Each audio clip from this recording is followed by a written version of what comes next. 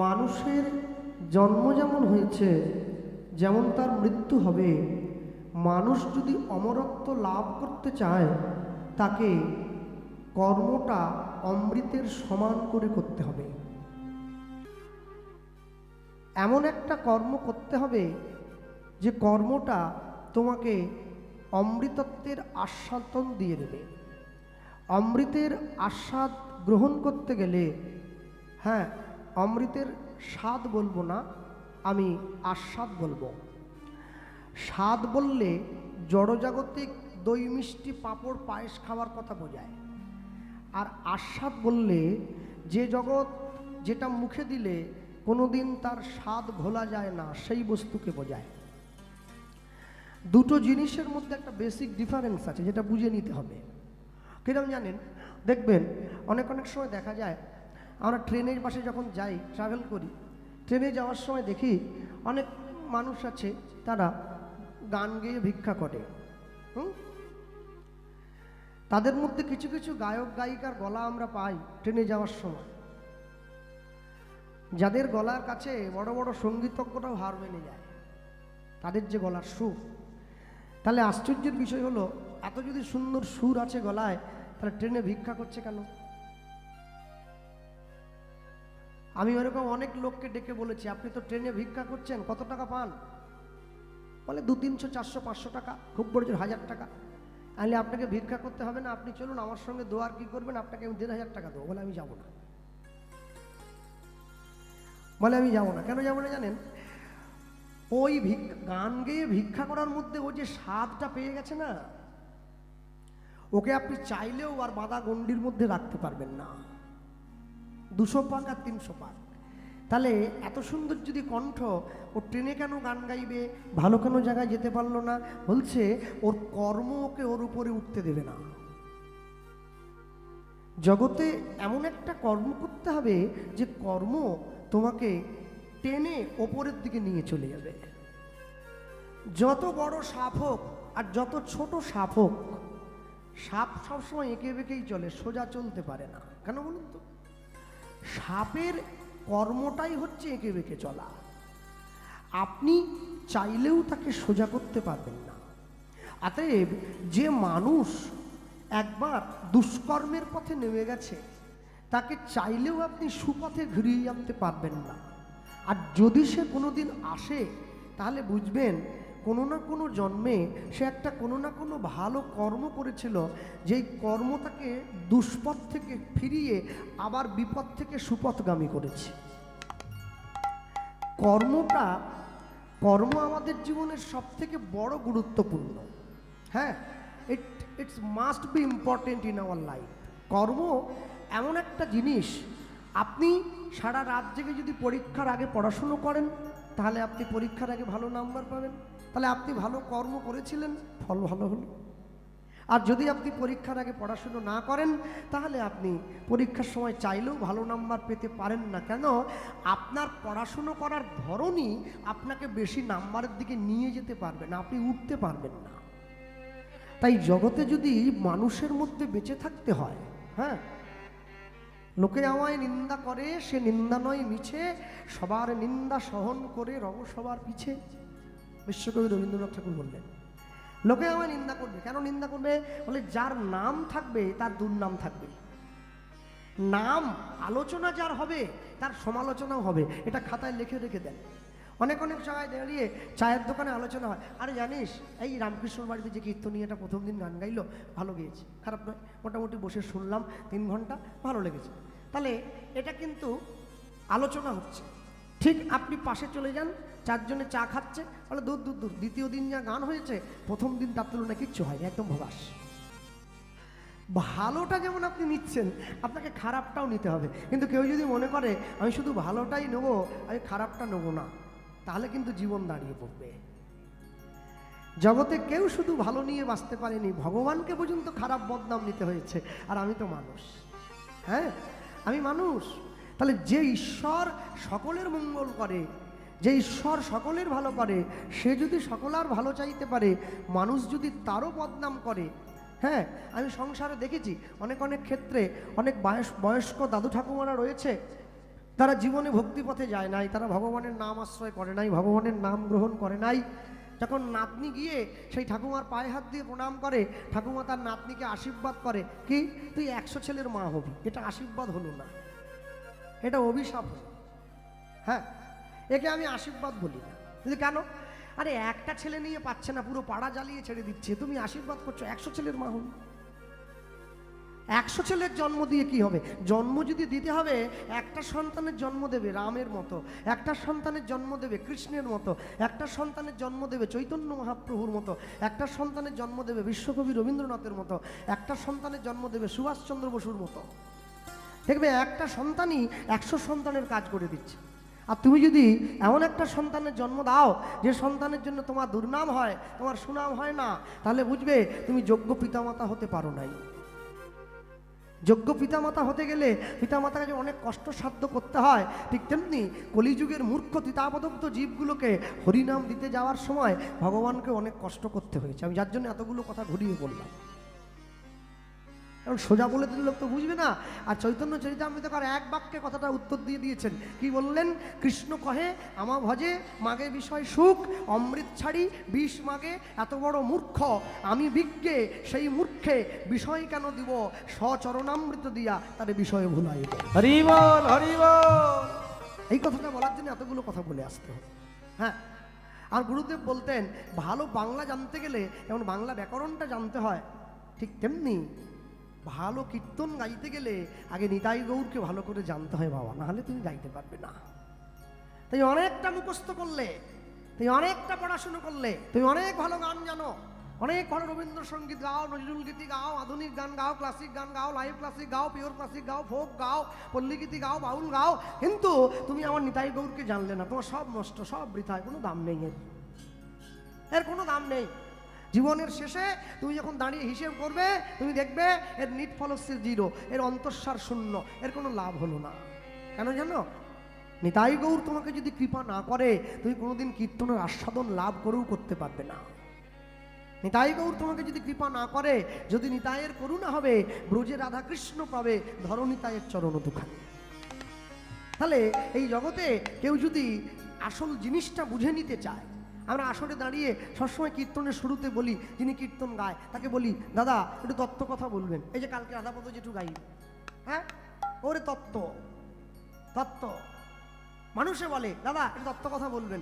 আসল তত্ত্ব কথাটা কি? আসল তত্ত্ব কথাটা হলো এটাই, যা আমার জীবনকে এই কষ্ট বিভীষিকাময় সংসার থেকে আরো অমৃতের পথে নিয়ে যাবে, তাকেই তত্ত্ব কথা বলে বলা।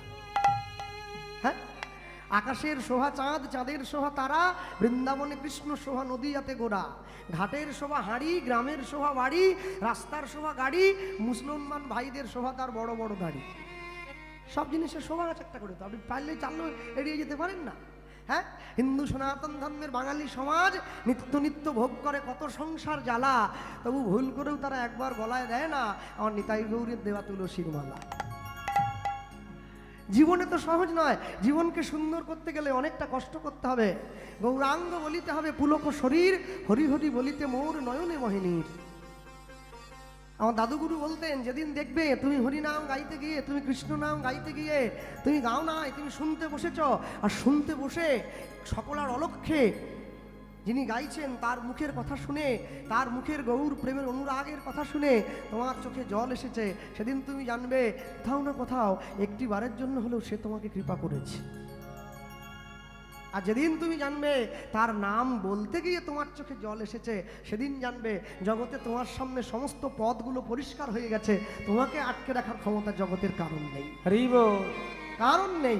যে যতই পিছন থেকে তোমাকে টেনে ধরুক, যদি আসরের সবাই উঠে চলেও যায়, সবাই যদি ঘুমিয়েও পড়ে, তুমি যদি একা একাই গাইতে থাকো, তুমি জানবে কেউ না শুনলেও সে ঠিক কান খাড়া করে আছে, সে তোমার কথাটা শুনছে, আর সে যখন তোমায় কৃপা করবে, সেদিনকে এই সংসার তোমার কাছে তুচ্ছ বলে মনে হবে। হ্যাঁ, কেন বলুন তো? আমরা ভগবানের নাম গাই, কিন্তু ভগবানের প্রেম আমরা চাই না।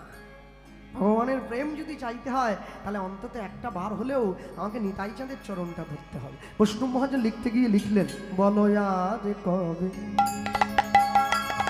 বলো আর কবে, আর কবে নিতা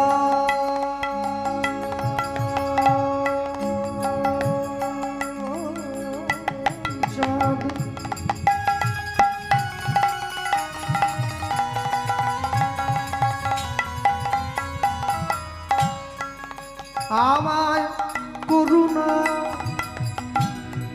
করুণা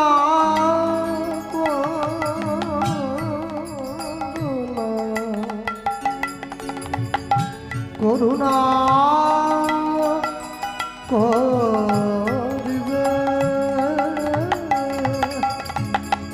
বলো আর কবে নিতাই চাঁদ দয়াল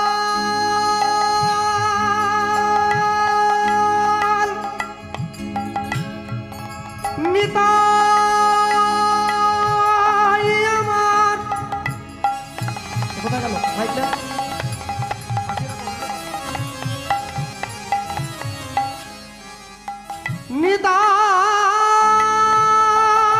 নিতাই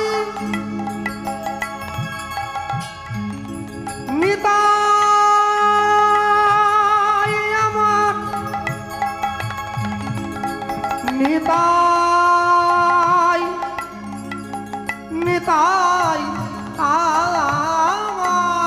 আমার নিতাই আমার নিতাই আমার বলো আর কবে নিতাই চাঁদ ধরি নিতাই গৌর হরিব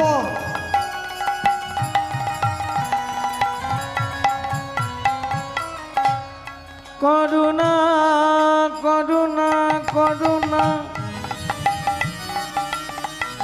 আহা করুণা করিবে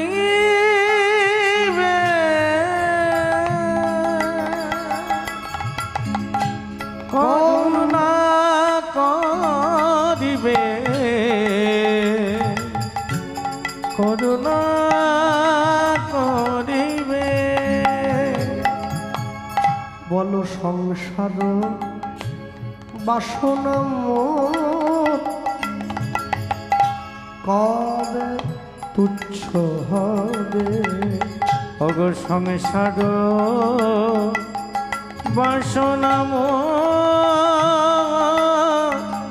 কবে তুচ্ছ হবে বল বিষয় ছাড়িয়া কবে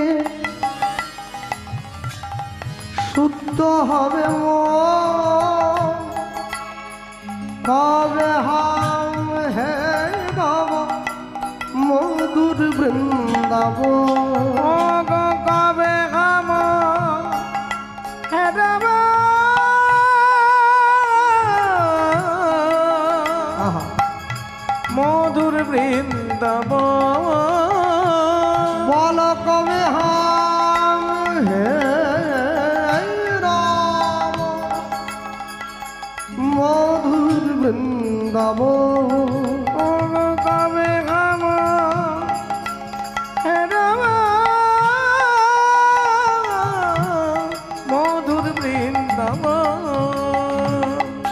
মধুর বৃন্দাবনে আমি কবে বা যাব মধুর বৃন্দাবনে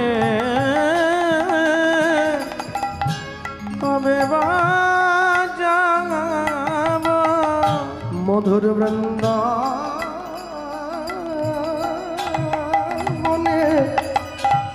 আমি কবে বা যাব মধুর বৃন্দাবনে আমি কবে বা যাব সেথা রাধা কৃষ্ণ